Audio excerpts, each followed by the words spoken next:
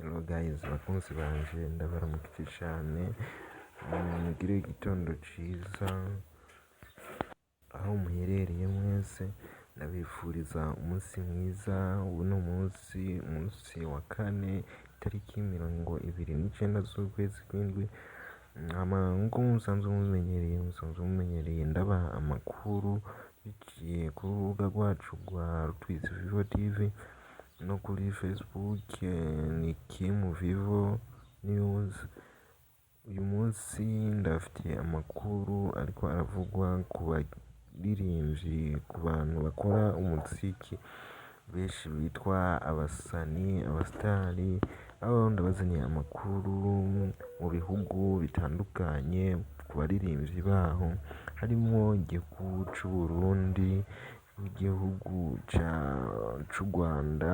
Nk'uko musanzwe muzi yuko dusanzwe tuvuga ururimi rushaka gusa, ururimi rumeze co kimwe. Uyu munsi rero ndafitiye amakuru ariko aravugwa ku musani bitwa Meddy, aho amaze iminsi havugwa ko yoba yarakijijwe, ubu akaba yarakiriye Yesu nk'umwami n'umukiza wiwe.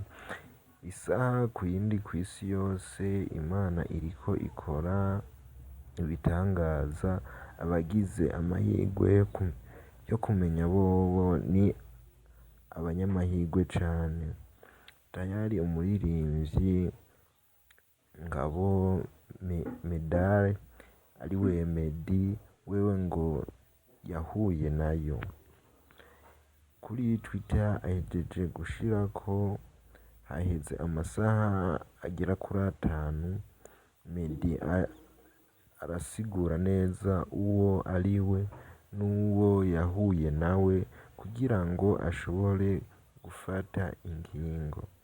Nkuko mwumva umusani Meddy wo mu gihugu c'u Rwanda ko biravugwa ko yoba yarakiriye agakiza, ubu akaba asigaye asenga cane, akurikira ijambo ry'Imana. Mbese ikibazo two kwibaza, uwo muririmbyi agiye guheba umuziki? Muzi ko yariko arakora n'imiziki iri hit cane, aho yakoranye n'umuririmbyi w'umurundi witwa Satura Amabavu. Uwo muziki ukaba ugeze kure, aho ugeze ku rwego rwo kuvuzwa no muri Amerika, mu nkino ziriko zirabera muri Amerika. Kuri Twitter yiwe Meddy yanditse avuga ati, I tell my friend that I am a changed man. They think I am playing. Jesus has completely changed my life, brother and sister. Mu Kirundi yanditse ati, bwira abagenzi banje yuko ndi umuntu yahindutse. Bo bagira ngo ngukina, ari Yesu yahinduye ubuzima bwanje, basore namwe nkumi. Murumva Meddy arabisigura neza yuko yoba yarakiye agakiza, ubu akaba ari umuntu w'Imana, agendera mu mabwirizwa y'Imana. Nk'uko mubizi, umuntu akurikiye Yesu aba yiyemeje guheba ivyo vyose yahora akora vy'ibibi, agakurikira ijambo ry'Imana nk'uko ribivuga. Aho rero ikibazo ca twiha, none Meddy ko yari asanzwe aririmba indirimbo sinzi ingene nozita, ariko umuntu arinze aja mu bijanye n'ijambo ry'Imana, muzi ko mu jambo ry'Imana badakunda umuziki w'isi, ahubwo bakunda gospel. Ubu rero Meddy tugira tumwitege muri gospel. Ico ni ikibazo afise, namwe ndazi ko mugifise.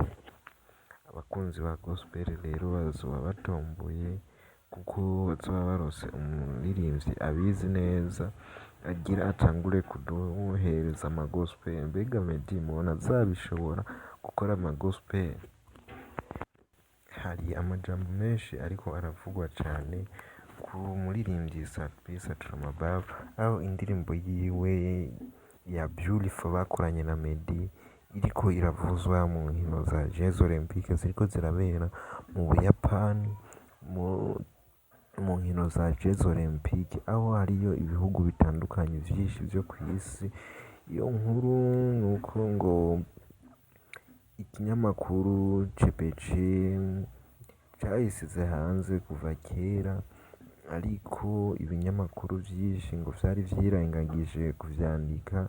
Ese ngo twokwibaza ngo n'urwango baranka satura amabavu cane, ariko naho baba barase kwishirako vyaruhiye kumenyekana, kuko ku bisanzwe iyi nkuru yari imaze hafi indwi yarashizwe ku rubuga rwa CPC Music, ariko ibimenyesha makuru bimwe bimwe ntaco vyari vyayivuzeko.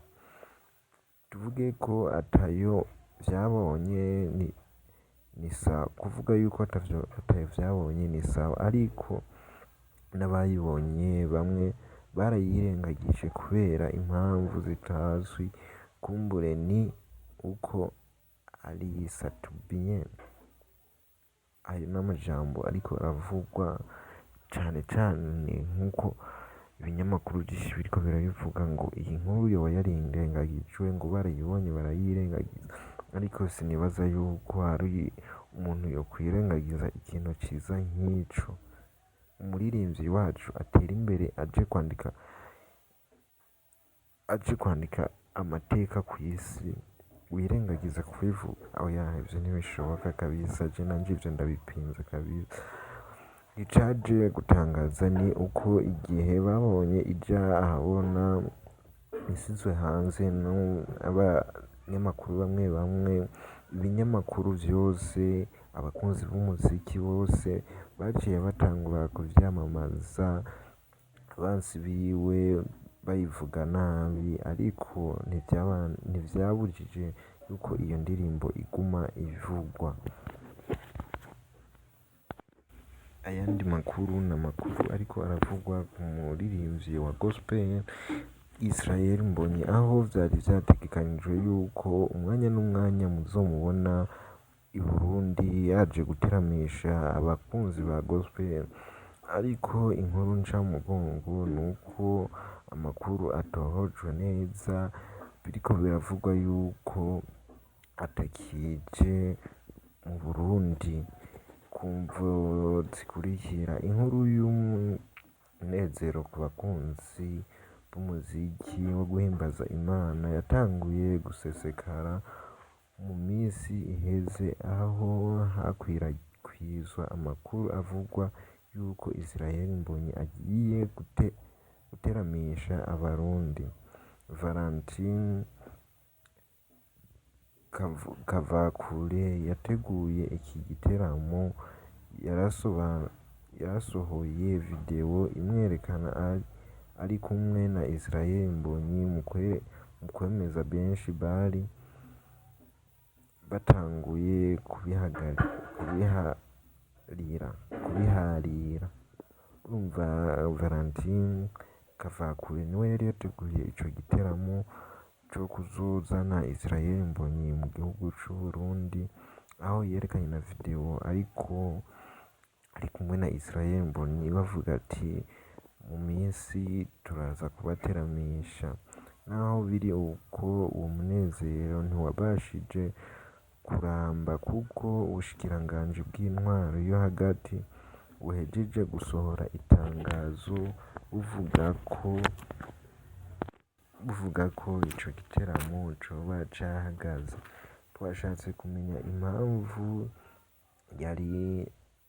iyiri hagarikwa ry'iki giteramo, tugiye kuri Twitter ya Minisiteri dusanga ataruhusha rwari bwatangwe, nk'uko iyi Twitter ya Minisiteri y'Uburundi ibisigura. Israel Mbonyi yari kuririmbira abakunzi biwe itariki 13 na 14 hamwe na 15 z'ukwezi kwa munani. Abakunzi ba Israel Mbonyi rero tukaba duhomvye kumva rya jwi ryiwe za ndirimbo ziwe za gospel ziwe zisanzwe zidushika ku mutima zihanura abantu benshi, urumva ni igihombo gikomeye cyane, ariko turizera rero yuko bazobijamwo barabe ingene vyogenda kugira Israel Mbonyi aze guteramisha abarundi. Ni abarundi mino minsi bamaze iminsi babona abaririmbyi benshi batandukanye, aho babona ba Akiba mu minsi ba Jose Chameleone baraza na ba Bruce Melody, urumva na Israel Mbonyi yari yiyongereyeko, ariko kwama mu miziki y'isi gusa, turizera yuko na Israel Mbonyi azoza guteramisha abarundi. Tugarukiye mu Burundi, aho umuririmbyi MB Data ngo tumwiteye kandi ku ndirimbo, muzi yuko afise indirimbo amaterme amazina yitwa izo ndirimbo ziwe aba ariyo amazina yisangije, uzamva ngo uzakira mwakuye, ngo zashiwawa, ngo inana, ngo dore iratwenzesha. Ubu naho yatuzaniye indirimbo iriko iravugwa cyane. Ese iyo ndirimbo izoba imeze gute? Ni indirimbo ifise izina ryitwa Timbilako. Iyi titre benshi bayumvise bumva iyindi ndirimbo ndundi, ariko burya MB Data afise ukuntu abikora yisangijwe, ijwi ryiwe, inyandiko ziwe ziratandukanye cyane n'abandi baririmbyi.